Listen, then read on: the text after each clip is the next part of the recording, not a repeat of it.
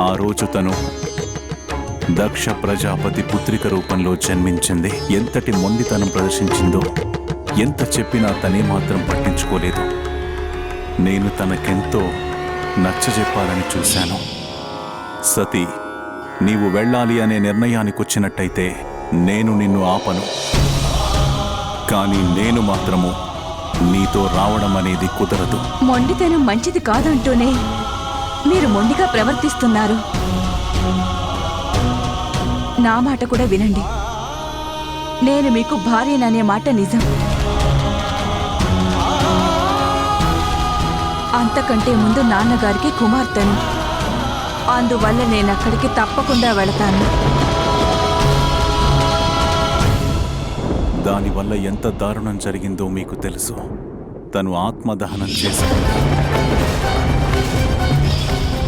అప్పటి నుండి ఆ అగ్ని వేదనగా మారి నన్ను దహించివేస్తుంది. ఇప్పుడు తను శైలపుత్రి రూపంలో అవతరించారు గాని తన స్వభావంలోని మొండితనం వల్ల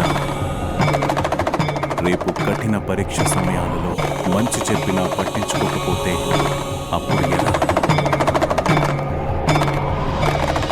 నాలోని దుఃఖము ప్రపంచానికే ప్రమాదకరంగా మారవచ్చు.